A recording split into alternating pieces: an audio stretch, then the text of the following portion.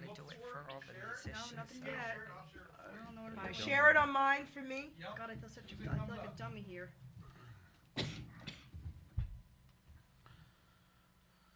Yeah. I can't see it. Not here yet. I can't see it. Oh, I see it. It's not. You guys all see it? Did it come up already?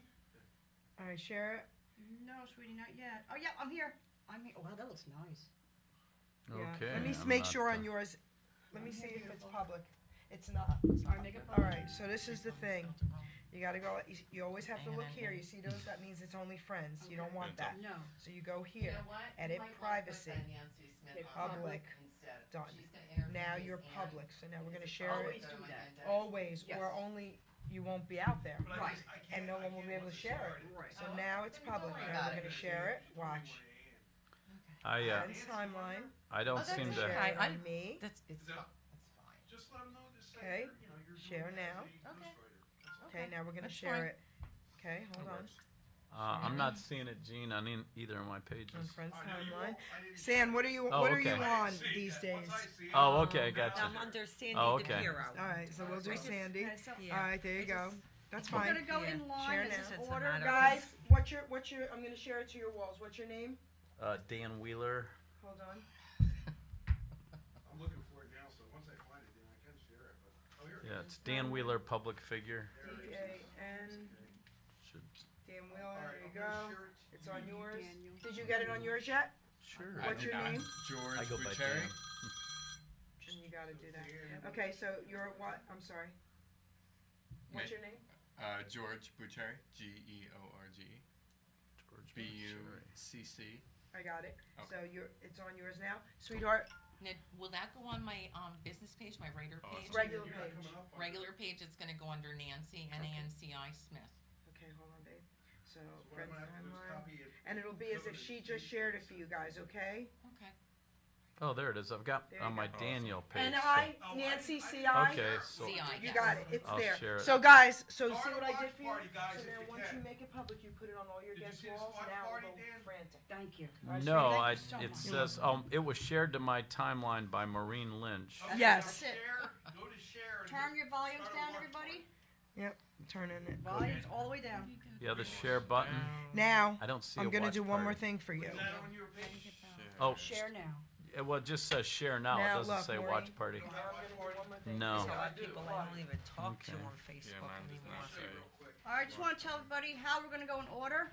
Okay. It'll be Mr. Dan Wheeler first, See, it says start That'll a be- watch party. Jerry Petito, second Arthur, I'm gonna copy link Third and share it on my big George. page.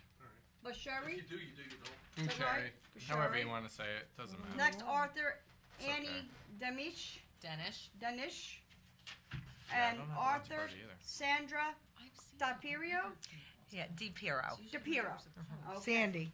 All right, we got everybody. Yeah. That's how it's going to go on. So, Dan, you get next. How you got you first? Hey.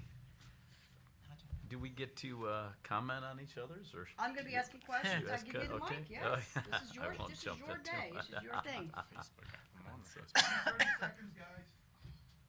While I get you on the radio. Yeah, when I did this, instead of Sandy, I put Sandra. I don't And see it all of a An sudden. intro song. Do you see it on yours? I just said Is it share. still on yours? I don't see it. All right, so let's share it on mine again. I don't know why this is doing it. So, can you share my video? It's weird. There you go. We okay? Yeah, because I want to put it into Yeah, I think you got my it. page, Got it. and I want Got to put it into it. Hamilton Radio. Okay. We're almost Now, ready. We're live, we're recording, and you can start anytime, Maureen. You're ready. Am I looking into that camera? Yep. Okay. Hi, everybody. Good afternoon. I'm the Jersey Shore Angel, and welcome to the Jersey Shore Angel Show here on HamiltonRadio.net. I have 5 amazing authors here. On my right of me, I have Arthur Annie Dennish. Dennish, thank you. Hi. You welcome. All right. Andy. Author of Waking Up, correct? Waking up, and Wait. the newest is my Collective Soul. Collective Soul. She has 2 books. Awesome. Next author is George Buccheri of Spirals. Okay, so we're Thank going you. to get into that. My next author is QV host. He's got a lot. So, Mr. Dan Wheeler, Hello. author of Hurricane of Love. Yeah, former QVC host, but not anymore. Okay, former. You know me, Jersey Shore Angel, Falling Angel. That's my book out there. We'll get to that. My next author is Geri, Petito, author of I'm Not an Addict, I'm Just an Ass. Okay. My last author is Sandy DiPierro of Yes, and I wrote How Snowflake Finds Her Courage about a little white kitten, and I am working on a second book about a boy and his dog. Awesome. Welcome, authors, to my show. I'm so humble. Oh, my God, I'm so humble. So every show I just get like this. So let's start with Mr. Wheeler. Welcome to my show. God bless Thank you. Thanks for having me. All on. right, so I have my questions. I just feel so Sure. guilty because I'm in the 70s, so 63, you know. I never watched QVC because it wasn't allowed in my house. My mother shopped too much, God rest her soul. Okay, so. And I still came on your show. I know, but that's okay. I know enough. I know enough to download your book. Okay. So I got to have some tissues you. and everything else. Thank you. Okay. So you know who I am. Yes. Okay. All right. So I have questions for you, and we're just going to get right to it. Okay. How did you come up with the name Hurricane of Love?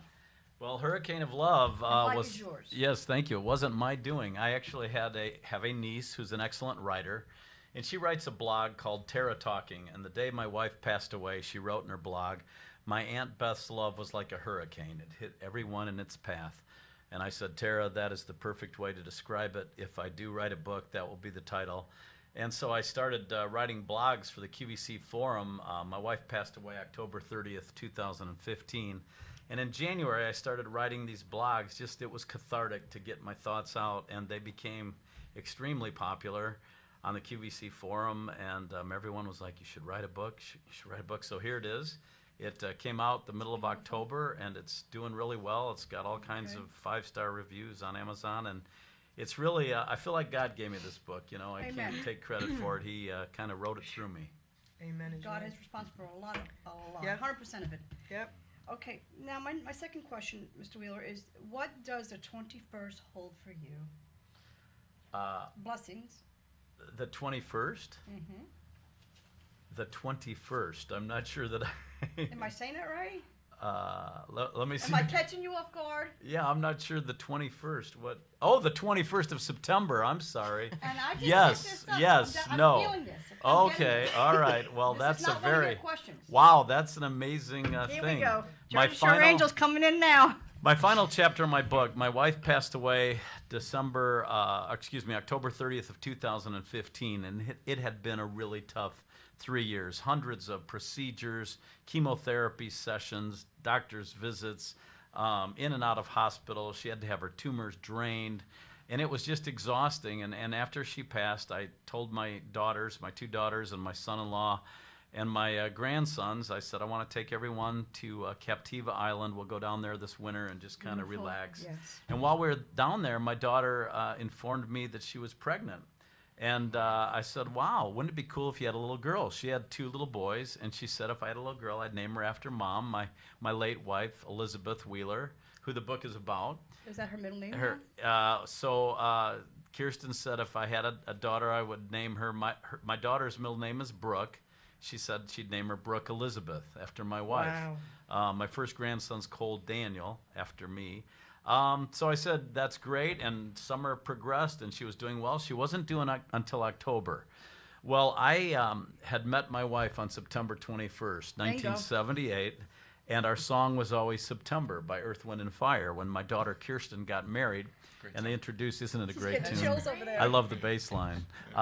When they introduced my wife and I as the parents of the bride at my daughter's wedding, we came out dancing to that song. It was always our song. I love it. So I get a text from Kirsten one day in late September.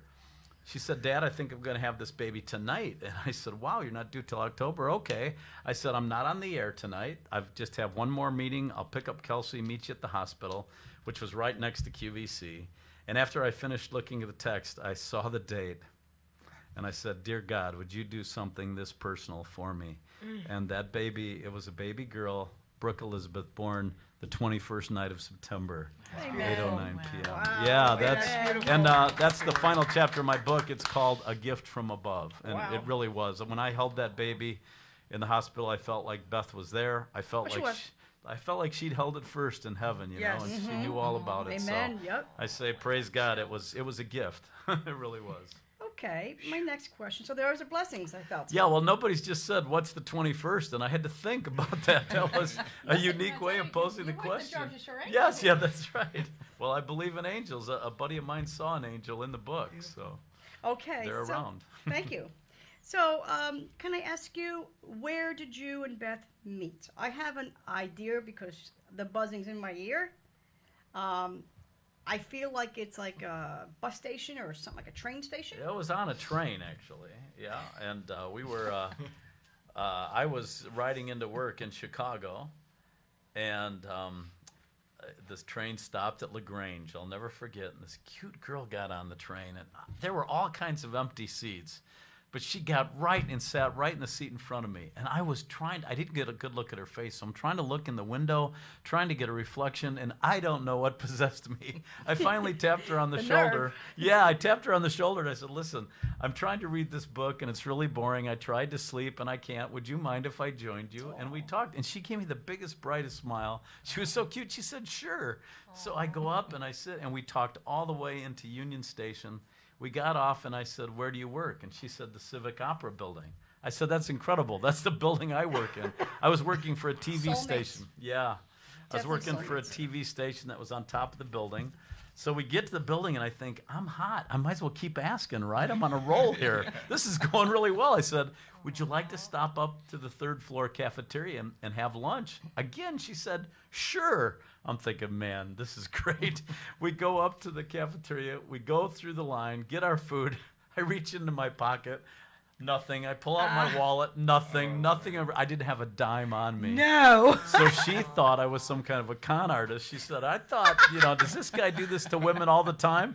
And I said, look, I promise if you'll pay for this lunch, I'll take you out later in the week. And I did. And she paid. And I say in the book, she paid for that first lunch, and I paid for thousands and thousands of meals after, because that woman was Beth Johnson, Elizabeth Ann Johnson, who later became Elizabeth Wheeler, and that was September 21st, And that's how you knew she was your 1978. girl, right? Is that when Yeah. you knew that she was the one? But wait, I have a yeah. question.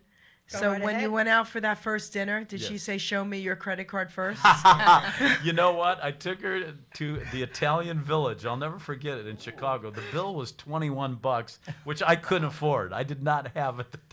I mean, I had it, but I think I went without groceries that And week. she had the perfect personality to understand. Yeah. It was great, because when we fell Down in to love, earth. neither one of us had 2 dimes to rub together, and it wasn't about money. That's great. It was about love, and That's great. we were married almost 31 years when God called her home. But I was a blessed man, because she was a hurricane of love. My wife Maureen had this unique, singular ability that the second you met her, you felt like you'd known her your whole life. She made you feel so comfortable. And everyone that came into our home was welcomed like they were family. I know of at least 2 to 3 dozen people who considered her their very best friend. And that's the type of woman. That's God, I feel like I'm beautiful. related to her Great. because I get that a lot from people. beautiful. I say that I'm so down to earth. Well, it's transparency. If you're an open person, I you're am. open to everything life has, Oh, which you are. I am, yes. Yeah.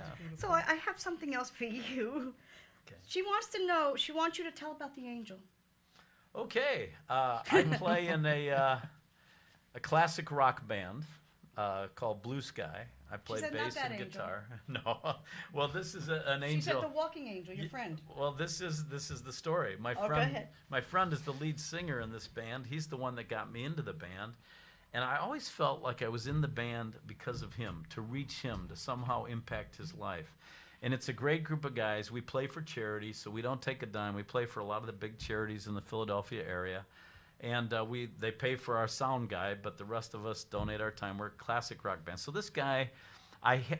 When it was getting near the end, when Beth had decided to stop treatment and we knew she had days to live, I got on the phone and I started flying family and friends in from all over the country. And, this is one message I want to give to people. When someone's going through a hard time like that, everyone says to you, whatever I can do, just call. I'll be there. Well, don't say that to people because you never call. I was so busy taking care of my wife. Yep. I didn't have time to call. But finally, I had to start calling people. And I said, I just call up and say, can you pick up my buddy? His flight comes in from the Philadelphia airport. 'Cause Everybody come together and mean it. yeah. Yes. And I live over an hour away, and Oh, I didn't want to leave my wife, and so it was so weird though. When I look back, I put musician with musician, school teacher with school teacher. It was amazing, you know. Nurse with nurse, and I didn't know. I was just literally calling people as I needed someone to pick her up. So my buddy John, I had him pick up my good friend Brian, who's also a musician. He came in from California. He's the type of friend that you need in a situation like that. He told me, he said, Dan, when you need me, I'll be there the next day. And he lives out in Pasadena, California. I called him on a Friday. He was there Saturday night. And so my buddy John and his wife picked him up, and they brought him to my house. It was late on a Saturday night, Maureen. It was just my wife passed away the next Friday. And late at night, and we're talking, and I noticed my friend John's not saying much, and he's looking at me just kind of weird. And after he left, I said to my buddy Brian, who he dropped off, I said, was John okay on the way from the airport? And he said, yeah, he talked my ear off. I said, that's odd. He hardly said anything. And I said, maybe he was just tired. Well, not the next day, but the day after, I come out to get coffee, and my sister said, you need to call John. He needs to talk to you. He saw something. I'm like, okay. He So sure did. Yeah, I call up John. I said, come on over tonight after work. And I go out and I jump in his car, and I'm like, what's up, John? He goes, well, I know that you know I've done a lot of drugs in my time because he's an old rock and roller. He goes, but I know what I saw, and I was completely sober. And I said, what did you see? He said, well, as you were talking, this being appeared right over you. I said, a being? What do you mean? He goes, it was probably 8 to 10 feet tall. It had a cloak. I couldn't see the face, but he took his hands like this. He said it was so bright. The light was shimmering. She was in transition. And I said, shimmering. He said, I had to look away. He said, I thought literally it was going to hurt my eyes. It was so bright. He said, I looked back and it was gone.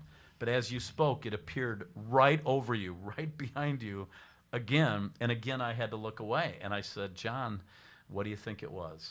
I'm not going to tell you, tell me. And he said, I'm not a spiritual person. He goes, but I think it was an angel. I said, John, I know it was because we've been praying for the whole last week, and there are angels all around this house. Amen. And my sister said, Dan, how come John got to see the angel and we didn't? I said, we don't need to see it. We know they're here. Amen. We live by faith, Amen not to by that. sight. Can I Amen get to an that. amen? Lots of amens. Amen. Yeah. Okay. Amen to that. My question is to you. Take us back to 1978. Okay. 1978. Yeah, I met this cute girl on the train, and we went on a couple dates, and then she said that we probably couldn't go on any more dates because she was separated and was going to get back with her husband. I'm like, I didn't know you were married. And so, I said, well, I wish you well, and I think you need to try and work it out. And she did, and then it didn't work out. And then after she got divorced, she contacted me, and we started dating. And Beth was not, up until that point, not much of a spiritual person, but I started taking her to church, and she really became a person of faith. She was, whenever your spouse passes away, you go through a stage of guilt. And I thought, why her? She was the sweetest, the kindest. She was closer to God than I was. She was a better Christian than I was.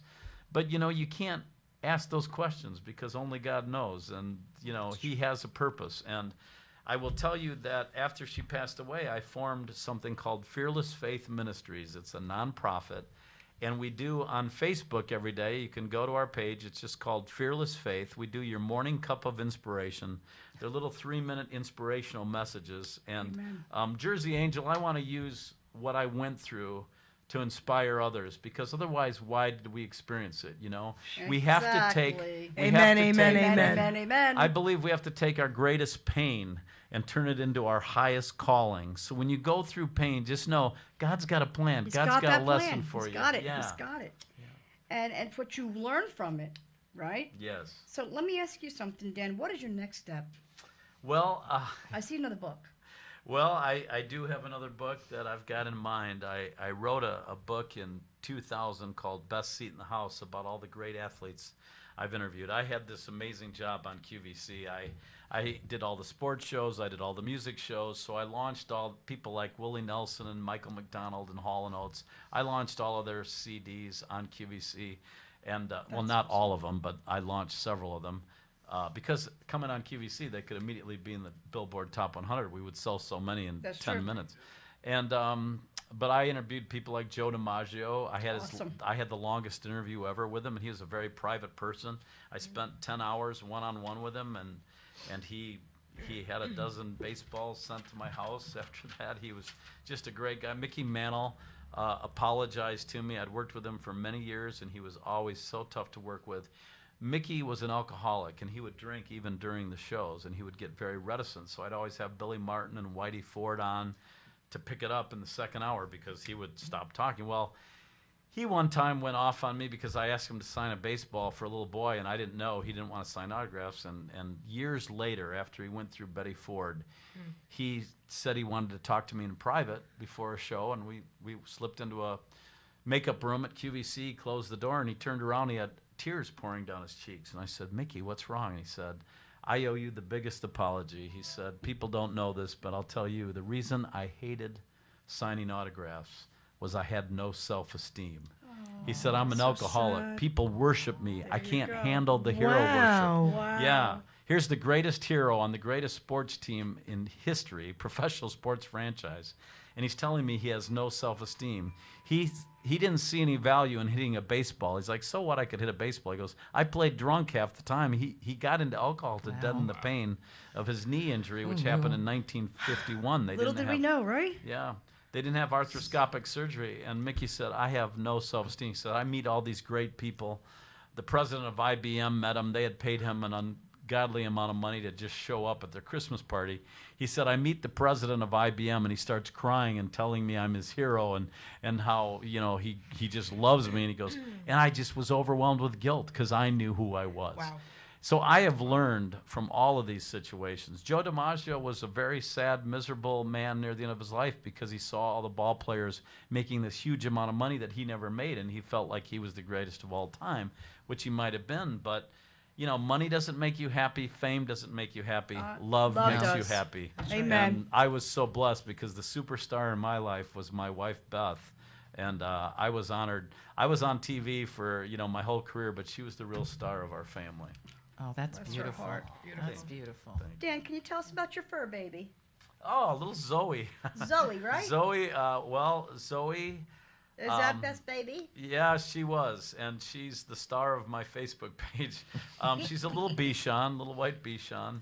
And Beth, we had a Bichon before Zoe named Sadie. And Sadie was Beth's lap dog. And then when Sadie developed a tumor around her spine, we had to have her put down because they couldn't operate, and that was a hard day. And yeah, my little fur baby, Sadie. See, I had her down You there. did. So Sadie, she did her homework, folks. And so Sadie passed away, and the house was too quiet. I missed the sound of the little Yeah. paws on the hardwood floors. So I went out and I found a Bichon that looked just like Sadie, and her name is Zoe. And I came home one day and I said, Beth, we're going to the bank, and then we're going out to Manheim, Pennsylvania, because we bought. They had to have cash, and Zoe again became Beth's lapdog. I mean, you know what's interesting, Maureen? My brother-in-law was out in the living room when we were with Beth, when Beth took her last breath, and he said, when she did, Zoe, just her whole countenance fell, her head fell Oh, down. yes. And she said like she knew, and She knew. And Beth on her deathbed made me vow I would take good care of Zoe, and I love that little dog, and if anything ever happened to her, I'd just die. So that's who Zoe is. Last question. Tell us all, how did you get the strength to get through all this, and how everybody out there can get the strength to get through this? Well, this was First, the number one, our Savior. yes, the Lord, yes. Lord Jesus. Lord He Jesus. gave me the strength, and I really felt. Well, as I was going through this journey, this 3-year journey, I just watched Beth and the way she faced all of it so fearlessly. I used to ask her if she ever got mad at God. And she goes, no, why would I get mad at God? I go, because you have stage 4 cancer. She goes, I just have cancer. And I'm not mad at God, and I'm just trusting him. And she faced it. When my brother-in-law, the preacher who came to do her celebration of life service, which is on YouTube, and it's had over, I think now almost 40,000 views. It's called Beth Wheeler's Celebration of Life service, and I've heard from people around the world that have been touched by that service. But Ron sat down and he said, how are you doing, Beth? And she said, well, I'm sad. I don't want to leave everyone, but I'm not afraid. I know where I'm going. And her eyes were literally locked on the corner of our ceiling for almost an entire day. And I said, Beth, what are you seeing? And she said, heaven. And I said, is it beautiful? And she said, yes. And one morning I heard her say, hi, Daddy. And I'm like, Beth, do you see your daddy? And she gave me this little girl look like, I know you can't see him, but I can. She had this little smile. And it was amazing. I mean, I know she was seeing it. And there were so many miracles. If you pick up Hurricane of Love, and I'll give it a shameless pitch, it's on Amazon, or you can go to hurricaneoflove.com, and that takes you right to my publisher's page, and I get a higher royalty. But I'm not doing it for me. I'm using a lot of my proceeds to fund my nonprofit ministry. So, excuse me. Yes. Now, how do you explain that Beth saw the same things, and you read my book, that I saw at age 5? Wow. At age Wow. 5. Yeah. At age 5, I saw it. Yeah. Well, I think that, Heaven is beautiful. God gets Went a hold of came all back. of us. Yeah. And you're very depressed when you come back, so you got to try to adjust Well, being back. I don't know about that, but Because you want to go back. yeah. I don't think my wife would want to come back to this world where she is. But so what was the question I'm answering? I was talking about God was working on me through this journey, and I was feeling strength. like it was time for a new chapter in my life. I'd been on QVC for over 29 years. God had blessed me, and I thought, now I'm in a position where I can give back and I can do something a little more meaningful to touch people. And I feel like I'm supposed to take my message to the world. And I drove 80 miles each way to be here today, because I figure if this Thank you helps so one much. person, if it helps one person, maybe that person's you. Maybe you're going through something. You have a loved one that's facing cancer. Don't give up. Hold on. God is with you. He will give you the strength. And I know you said, how hard was this? This was the most difficult book in the world to write. I went from the excitement of QVC, these big studios being the center of attention, to my home office. We were talking. I was talking to this fine young man, George, about how hard it is. But this book, there were days when I couldn't write a word, Maureen. I was just overcome with emotion. I was reliving it all. And I felt like I was in a battle, like I had to just battle through. And then God, this book, and it's touching people. And there's reading the reviews on Amazon is just so heartwarming. And I've heard from people, I probably heard from 500 people on my personal page that said it helped them with their grief. I have a chapter called Good Grief. And I've met people, talked to people who have been stuck in grief for 5-10 years. They just can't move on. And I tell them that your loved one is in heaven cheering you on, and they're saying, finish your race. You have your life to live now. You have your race to run. And I realized that, and when a counselor told me that, it snapped me out, and I said, I got to get busy. I got limited time here. So, the glass is not half empty. The glass is full, and I'm so fortunate to hold a glass. So that's pretty Thank much you my so story. much. Thank you. Thank you. Wow. Amen. Thank Amen. you, guys. Okay. What a loving group. I'm going to turn. Hey, how you doing, Ruth? My next author is Geri Petito from the Geri Petito Show. From Yay, I'm Not an Addict, everybody. I'm Just an Ass. So Geri, thank you for being here once again. Tell us about your book. Well, I have to say something first. Go ahead. To you. You should have had me go first, because I'm all teared up here. I know. Aw, And God bless you. thank you. Your He story has. is amazing. Thank you. Okay. That's very kind. This is really a good group of people here. You can feel the love in the room. Definitely. Really. So what do you want to know now? It's okay. It's okay. Well, I can tell you are definitely not an ass. You may just call yourself one. So, Geri, tell everybody what the 12-step means. It means nothing to me. Right. Okay, so, all right, so I'll explain why I wrote this book and what this means, okay? I'm not an addict, I'm just an ass. I'd rather be a smart ass than a dumb ass. And I actually changed the 12 steps to the new 13 steps, according to me. Okay? So what happened was I had some issues young with a neighbor, you know, touching me and all that garbage, whatever. So the problem wasn't that he touched me, because I was a tough kid. I was only 13 and told him he had 30 seconds to get his hands off me, or my dad would be in jail for murder. They were moving away anyway in 2 weeks, and I didn't know that I had to tell someone. And I'm telling this story for a reason. I haven't told the story until a couple years ago, and you'll know why. So I told my uncle, who was the neighbor as well, good friends, and he told him, I know what you tried to do. I'm glad you're moving, or I would kill you myself. We knew not to tell my dad or my mom, because we just knew back then things were different. I'll be 58 years old. I was 13. So back then things were very different, guys. But here's what happened to me. I was a tough kid. I had a very big breast for 13, so it wasn't like I looked like a little kid. But I struggled with the fact, did I let a child molester go? So I struggled with that most of my life. God is so good. Let me tell you, all these years later, my dad passed away from Alzheimer's a year and a half ago. And his brother, we all lived on the same country road, my uncle that I told that to, was going to have a party for his 50th wedding anniversary. He wanted to cancel it, and I said, absolutely not. My dad would be rolling over. You need to have this party. We need something good happening now. So I didn't know that that man and his wife was going to be there, because his wife was a very good friend of my aunt's.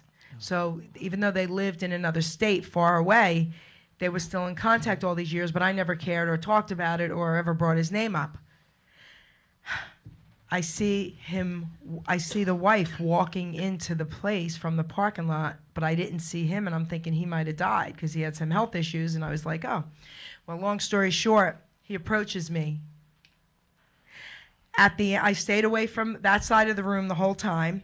God is so good that he allowed this to happen. Amen. Okay? So what happened was this.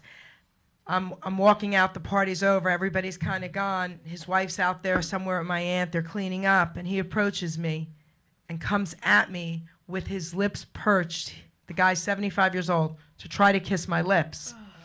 So I went like this, and he got my cheek, and I said, are you kidding me? And he smacked my butt. So, but this was a good thing, listen, because I said to him, are you kidding me? You're still a pervert? And he goes, so what? And he did it again. But this is why that was so amazing for me. And I laughed right in his face and said, count your blessings. 3 things here. Number 1, I'm a Christian. If Jesus could forgive the people that slaughtered him and skinned him alive, I'm going to forgive your nonsense. Amen. I said, number 2, this is my uncle's party, who I love so much. And number 3, I do care about your family. I said, I walked away and I thanked God, and I said, I really needed that to happen, because that let me know I did not let a child molester go.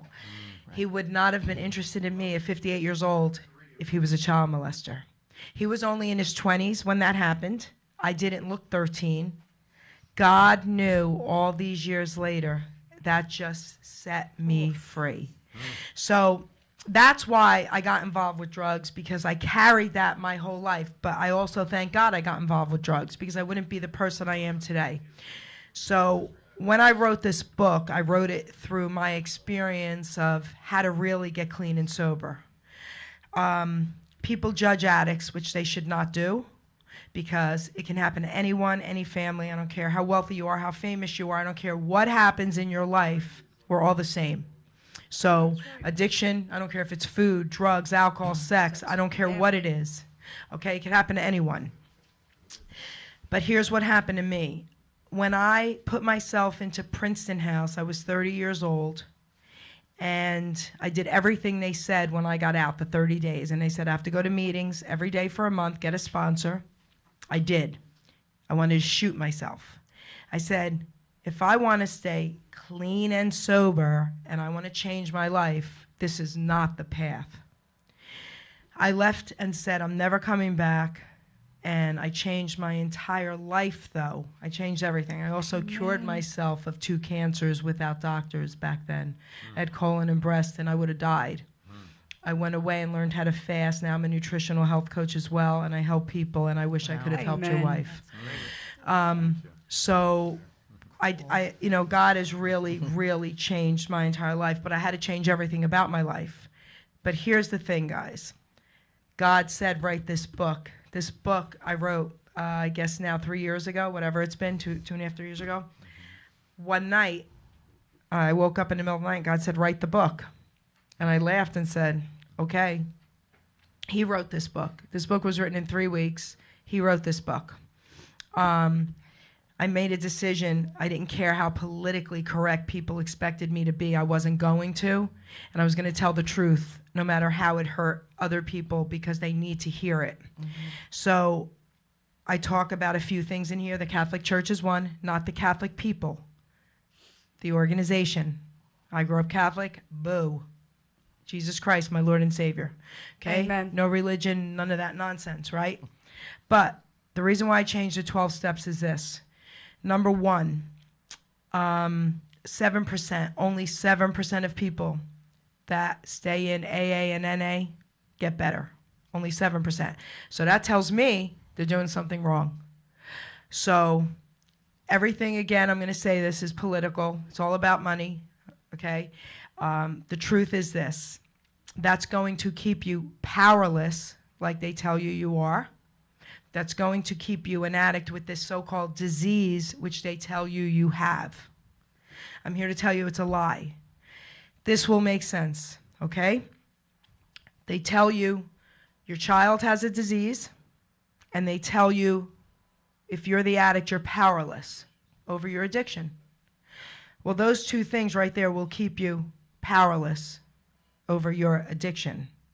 Okay? Now, the other thing is this. If they're telling you your child has a disease, but then they're telling you to let your child with that disease hit rock bottom, don't help them, throw them out if need be, don't feed them, don't give them money for food, take their car. If your child truly had a disease, would you do that to your child? No.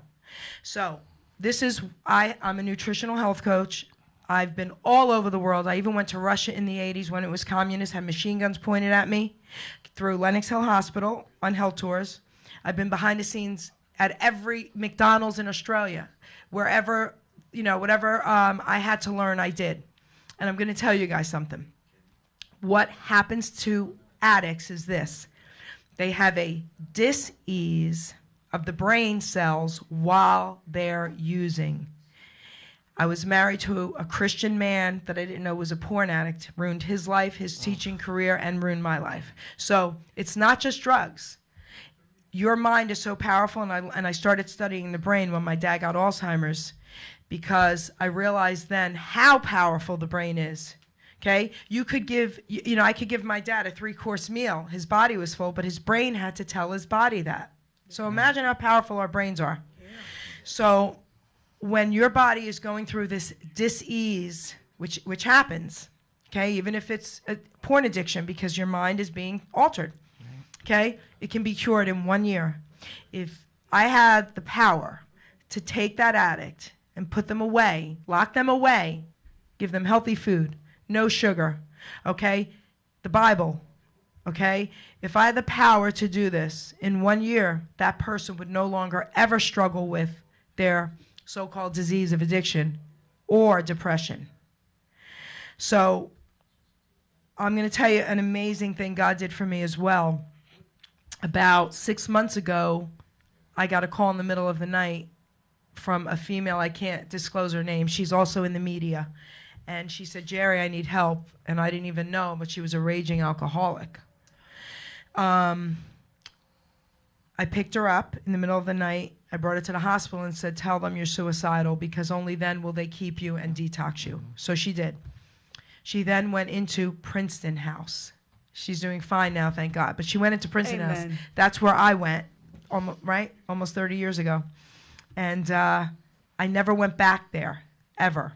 She called me up and she said, 2 weeks into her stay, she said, Geri, I've passed your book around. About 6 people want it. Please come. I said, well, I want to come visit you anyway. I pull up, and it was very emotional for me for the first time. So I called my daughter. I'm like, just stay on the phone with me a minute. I'm getting emotional, you know? So I take photos of the outside of it. And when I went in, I had a few books in my hand, and they took a photo of me holding my books on addiction, going into the same place I left almost 30 years ago. Wow. Tell me God's not good. Tell me God's not good. The other thing about this book is where God comes in. Not only did God write this book, okay? My friend typed it out for me, and she said her uncle was a publisher years ago. She said, Geri, what we're going to do is send this book to 100 different publishers. She said, and it might not get published right away. I said, oh, no. God wrote the book. It's getting published immediately, and I only want to go to Simon & Schuster. She's like, okay. She sends it to Simon & Schuster, and she puts her number as well because I said, I want you as a contact as well because I'm terrible with computers. I get a call in 5 days. She's on the phone with Simon & Schuster and me, a three-way, and she said, are you sitting down? I said, I don't have to sit down. I'm not even shocked. God wrote the book.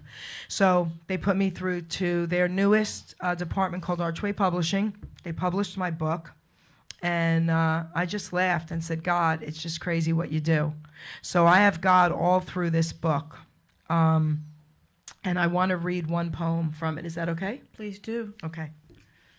Because I think every addict out there deserves help, should not be labeled, should not be judged. When you, judging that addict, open up your closet door and your skeletons fall out, then and you have no skeletons in there, then and only then can you judge.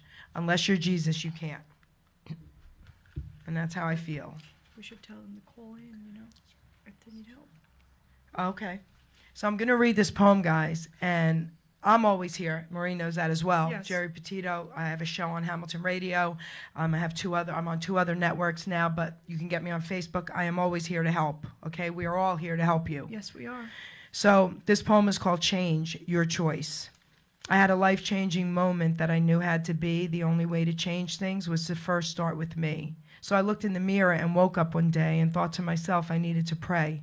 So I asked God to change me, to help me stay strong, to clean up my mess, to right what's been wrong. I cleaned up my diet, I cleaned up my room, I cleaned up all habits with this old dirty broom. I kept going forward and never looked back. I refused to derail, stayed on the right track. I realized my worth and all that did matter through my selfish behavior, the lives I had shattered. I finally decided at 30 years old to stop abusing my body, my mind, heart, and soul. My life-changing choice that I had once made over 28 years now, guys, my debt has been paid. So you read all my thoughts on how to stay clean. It's all or nothing, my friend. There's no in between. To live or to die is a choice you must make. Your life is not worthless, and you're not a mistake. One day at a time is a slogan you've heard. It works if you work it while applying his word. For you to get healthy, for your mind not to fail, escaping reality will keep you in jail. With addictive behavior, sex, drugs, food, or money, substituting addictions, now isn't that funny? I'm not an addict, this too shall pass. I'm not an addict, I'm just an ass. Wow. Yeah. Great. That's great. So I wanna just say this to you guys. What I say in my book is, if you have no support system, if you have no family, no good friends, I'm not telling you not to go to meetings, because that might be the only thing these people have. Just keep one thing in mind. Don't make that become your new addiction. Because I use the term dry drunk.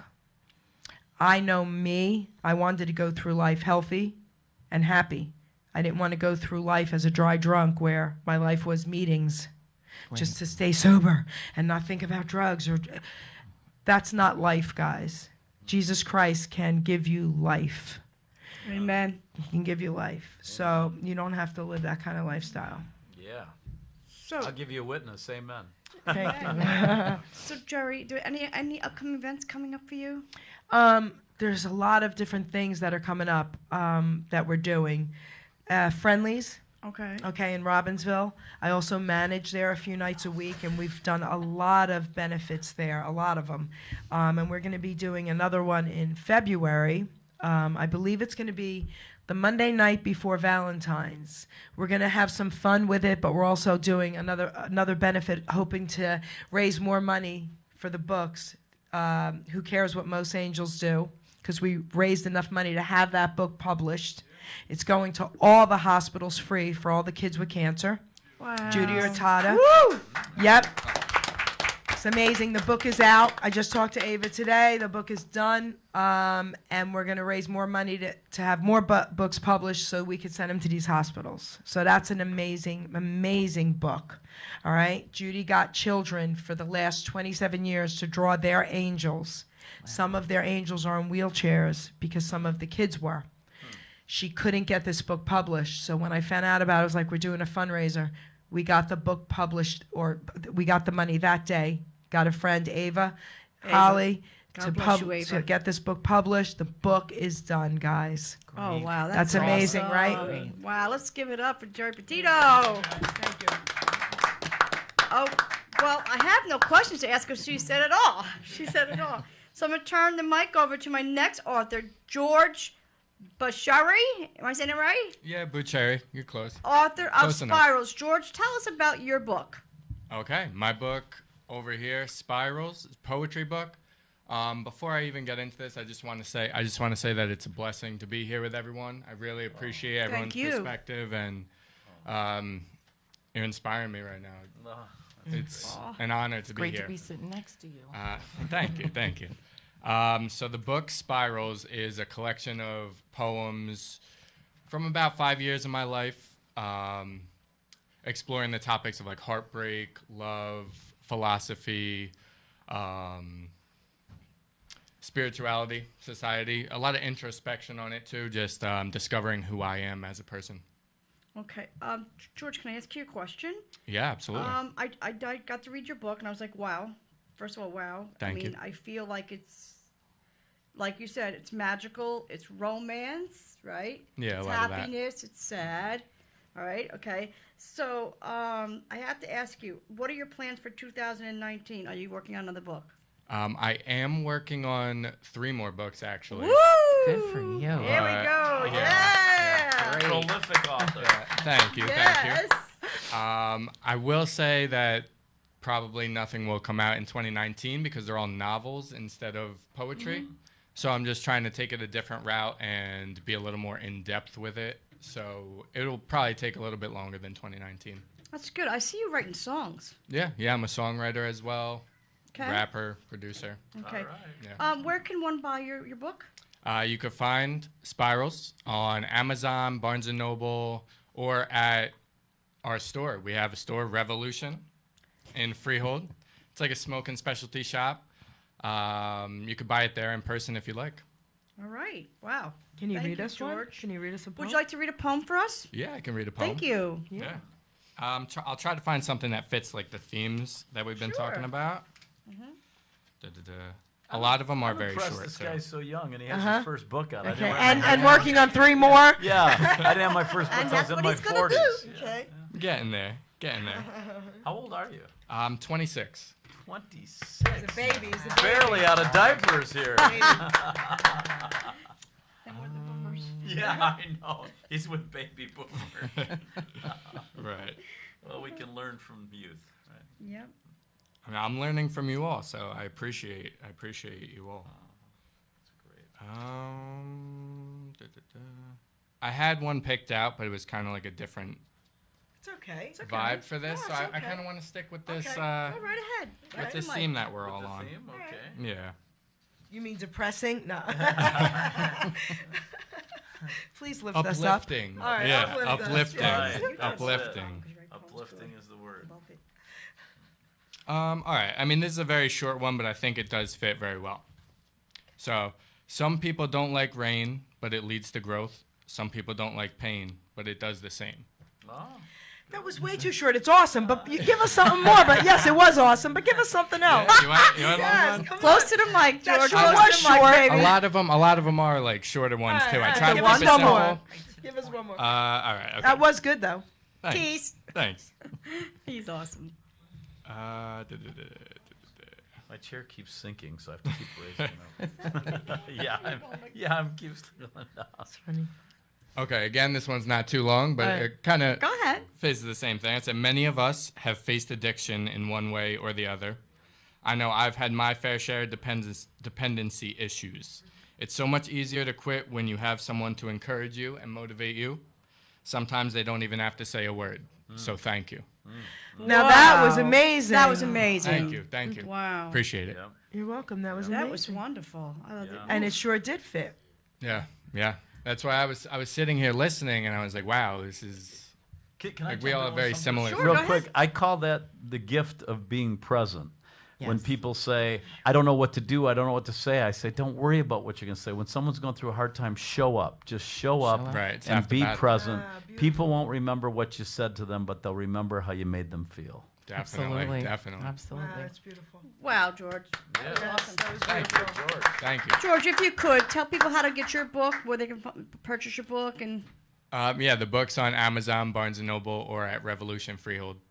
give them the address to Revolution, please. 843 State Route 33 in Freehold, New Jersey. You could also find Ann Dennish's books there as well. And And Jersey Shore Angel, Maureen. all right. I'm gonna Wow, get let's mine give now. a Yeah, great yeah, hand. if you all want to Yes. get in there, yeah, definitely.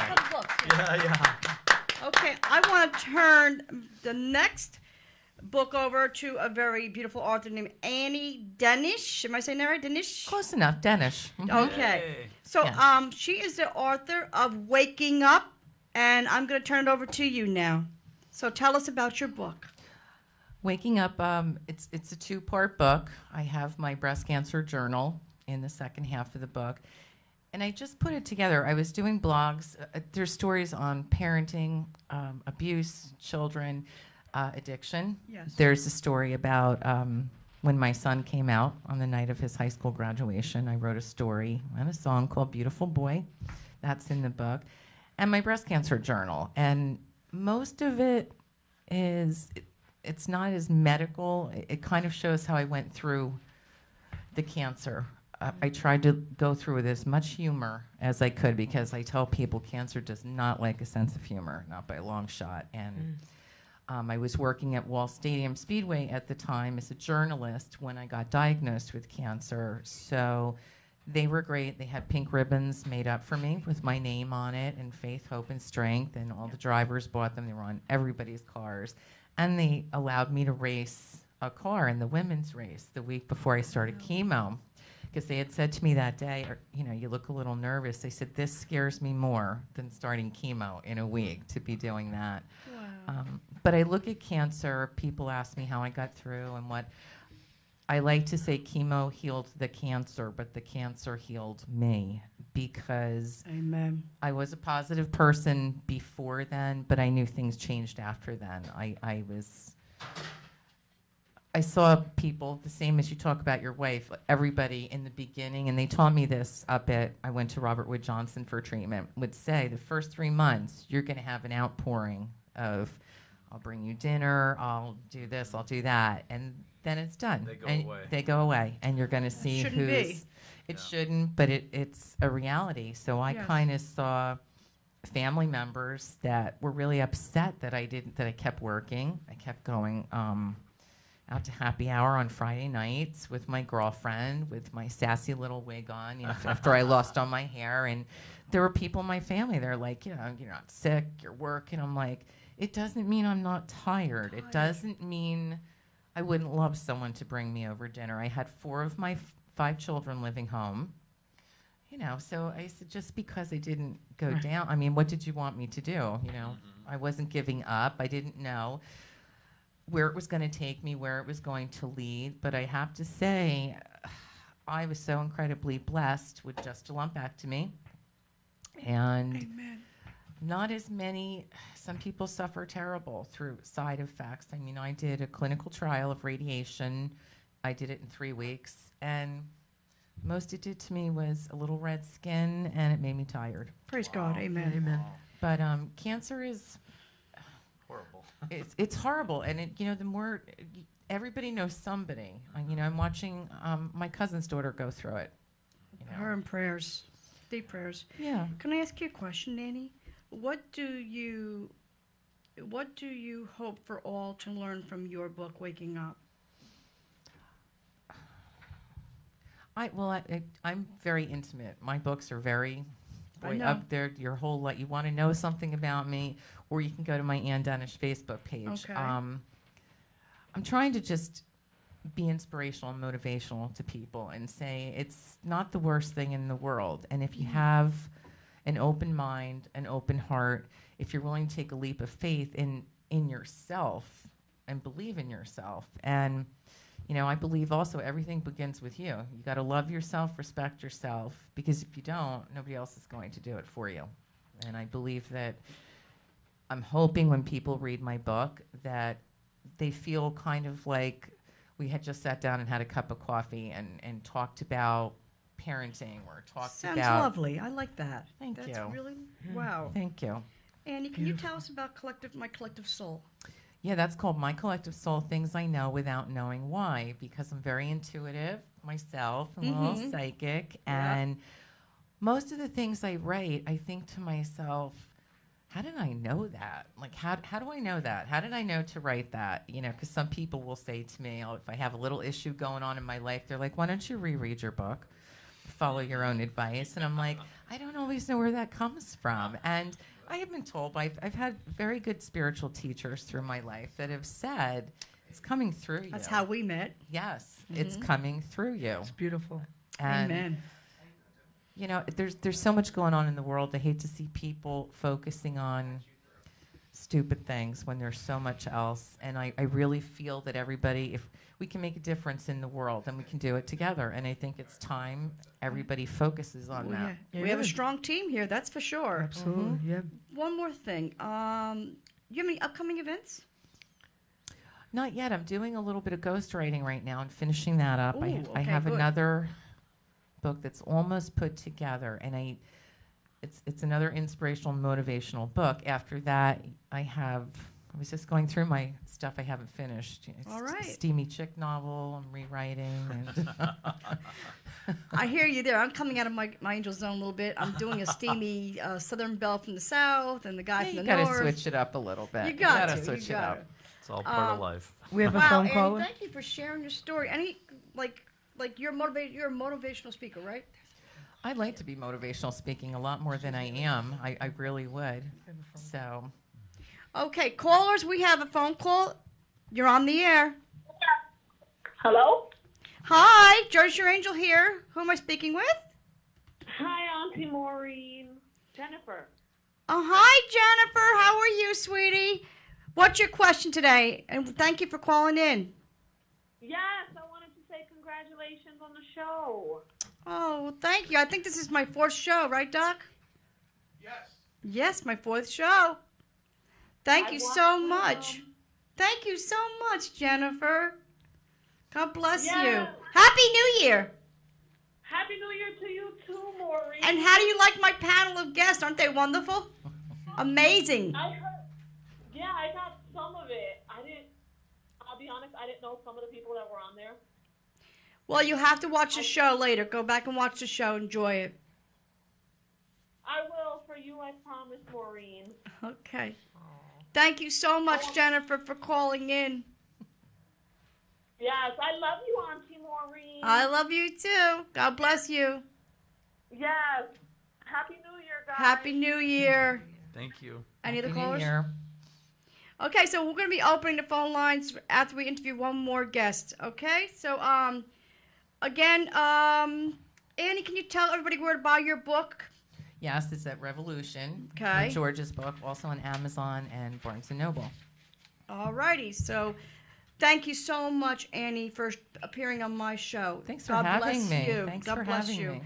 All right, I'm going to turn the mic over to my last guest, the very lovely Sandy DiPierro. Am I saying it right? Author of a children's book, How Snowflake Finds Her Courage.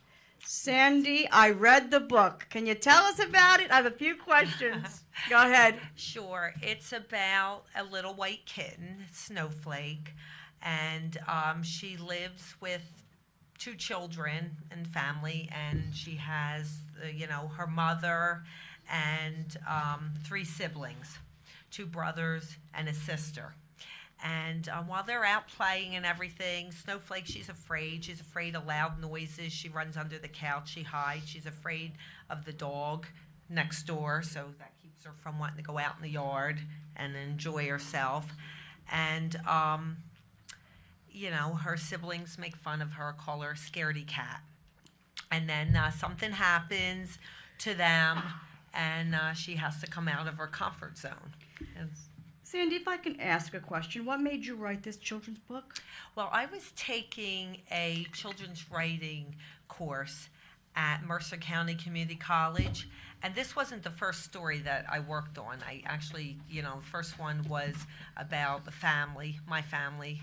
We would go every year when the kids were little to the Amish country, to a theme park. So I wrote that one, and then this one was my second one. We got into a discussion because the instructor, she was actually an illustrator, and one of her books, she had illustrated a poem, and she was talking about how she had to draw a cat. And I don't know, all of a sudden I just started thinking about doing a story about a cat, because I didn't grow up, I was allergic.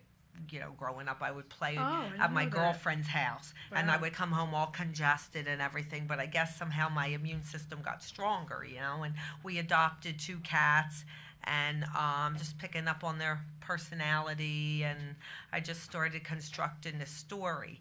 And when I was little, one of my favorite stories was from one of the little golden books. It was the Tiny Tawdy Kitten. Yeah, I remember those books, yep. Yeah, and I think that was in the back of my mind with this. I mean, she was also a cat that was afraid, but she took a different course of things, and she was a ginger cat, but I went with the white kitten with blue eyes. I think they're so cute. And my girlfriend had a white cat named Snowball. So I feel that when I read your book, I feel like that I can identify you in that story, being Snowflake. Oh, yeah. The compassion. I feel like you and Snowflake have a lot in common. Yeah. Yeah. Yeah, I am kind of timid myself. Okay, yeah. so you I love Snowflake, by the way. Okay. Yeah. Sandy, tell us about your next book coming up. I am doing a book about a boy and his dog. It's called The Best Dog. Okay. And with that one, it's on to with Snowflake. I hope that people will appreciate animals, appreciate pets, know that they have feelings also. That's true. In this book, the new one that I'm doing, the boy's name is Jake, and his dog's name is Chance. Mm-hmm. And his dog is not a purebred. He's a mixed breed.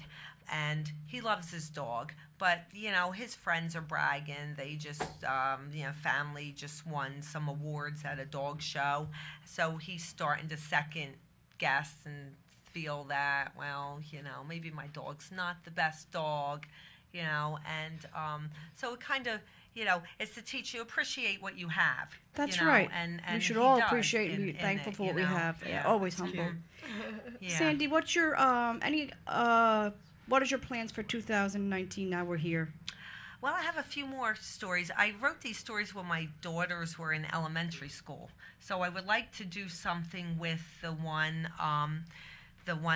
going to the Amish country. I mean, I did send it out one time, but the publishing company was not looking for that type of story. But they did write me a nice letter. And then I wrote a story which I wanted to dedicate to our we had a really nice crossing guard when my daughters went to elementary school, and he ended up passing away when my oldest daughter, she was either in 5th or 6th grade. So I kind of made a story which I wanted to dedicate to him, about a crossing guard that touched the children's lives. Wow. And, well, so I'd like to do that. Let's give it up for Sandy. Things. Wow. I think I wouldn't say I'm a way to go, Arthur, but as us all being Arthurs, don't ever be afraid to come out of our comfort zone. Oh. Look at Geri. There's you go. Geri Petito, man. There you go. I'm telling you. All right, so I want to thank every one of you for being on my show. Any last minutes, open mics. We're taking calls right now. The lines are open for each one of these guests to talk to you. Can we just remind people where they can get our books? Yep, go right ahead. So starting with Dan, go ahead. Oh, okay. Hurricane of Love is available on Amazon, BarnesandNoble.com, Books A Million, and later in the year it's going to be available in many, many bookstores. HarperCollins, the parent company, has contacted me and said they've seen that it's doing well and they want to put it in the bookstores. But Hurricane of Love by Dan Wheeler, and it's been a blessing. So turn it over so everyone can promote, shamelessly plug your book. I worked, on television selling things for a long time. You want me to plug your book? Did you for really? I couldn't Pick it tell. up, man. Yes, George go right ahead. Buccheri. That's great. George Buccheri, Spirals. This young man is a phenom in the literature world, and you're going to want to learn about life and death and love and heartache. And I've never even read the book, but just meeting you, I'm impressed. You were spot on right there. Now you have to promote her book. I was going to say, you can promote mine. You did really good with that. You're next, You Annie. did really good. Okay. Annie, you're next. Oh, Waking Up, Adventures Learned Through My Lessons with Life and Breast Cancer is at Amazon, Barnes & Noble, as is My Collective Soul, Things I Know Without Knowing Why, and also And we at have a phone call. Revolution. Oh, we have a phone Hello? call. Hello, you're on the air. Jersey Your Angel. Hi, this is Sharon Priscilla. I'm so Hi, proud of you, Sharon. sisters. Hi, I just want to say to Dan, Jerry, George, Annie, Sandy, thank you so much for sharing your story, your books, your lives. I mean, I think everybody in the room that was typing, we all felt the love outside of that station. That's like maybe 2 hours away from me. Oh, thank And you. I couldn't stop the tears myself. Aw. And That's neat yet because we none of have us a knew each world other. so divided. I am for the women's stuff too, but yet there's men and women in that station right now that just shared everything together and not divided. And that's what we need to do, is share love, not as one person, but as people. Amen, Sharon. Amen, Love you. Sharon. Thank That's you. great. Maybe Thank we you. can get the I rest love of the you guys country to too. come along Check on out- that journey. Check out my site too.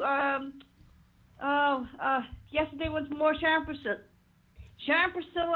at Facebook, but I have SharonPriscillaVieira.com. I do a lot of Carpenter's Tribute. carpenters. Hey, Dan, have you ever interviewed Richard? Richard who? Richard Carpenter. Carpenter. Oh, no, but I loved his music, and I always wanted to date Karen Carpenter's voice. I thought it was so sexy and romantic. Yeah. Sharon, I have to ask you a question. By Paul Williams. Yeah, Paul Williams, That great sound like songwriter, great composer. Sharon, I have to ask you something. Yes. You might have been hacked. I got a friend request from you yesterday. Is this Jerry? Yes. That's me. You got a friend request from me. Okay. Oh, all right. That's her new Wow. gift. That's her Just new. making sure you weren't hacked, kiddo. Okay. Yeah, no, I love you guys. Every one of you. I feel like you're all part of my life now because of how warm this. And nice. this would I would have to say, Maureen, even me being on your show was the best show I've ever saw because everybody was together on one page. Yeah, let's So give it up for that's Maureen. why- On one She put page. it together. She put it on one page.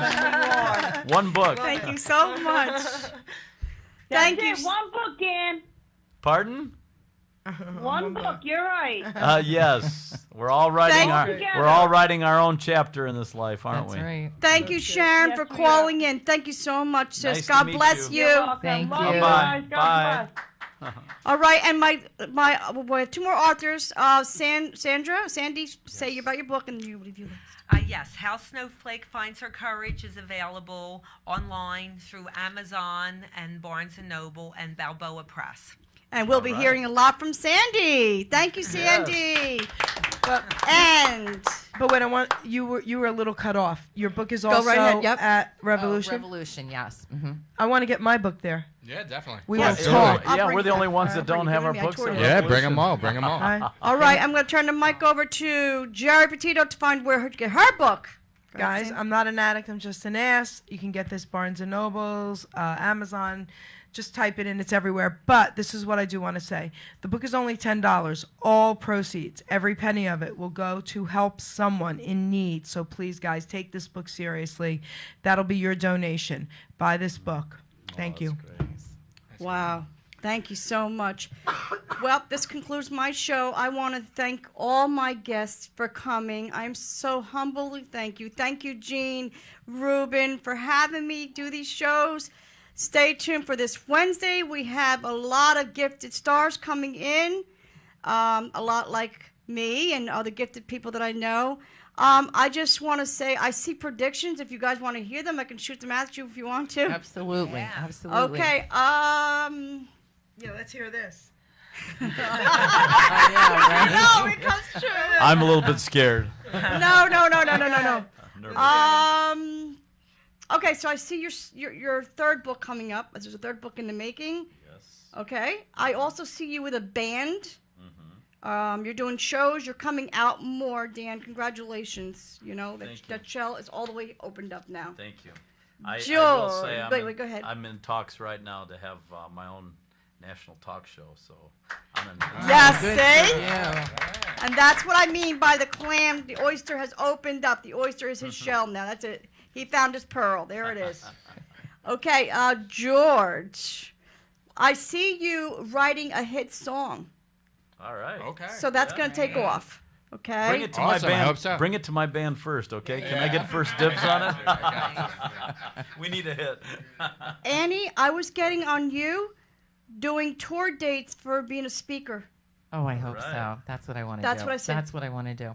Okay, so I got to turn my head over to here. Here we go. Here we go. Okay. Jerry, I don't know why, and I'm going to say this again. Last time I was on it, you can quote me on last time your shows when you watch your reels. I just see something with the movie of your book. Oh, cool. Okay? Uh-huh. And that's 100% I validated. just told someone we are writing a movie. There you go. Great. That's the truth. There you go. Sandy, I see at least 4 books coming out of you. But you're taking a turn. We love animals. We love our fur babies. But you're taking a turn with your feelings. And that's going to help you in a long run. Okay, good. Ladies and gentlemen, thank you for tuning into Jersey Shore Angel. Thank you, Hamilton Radio.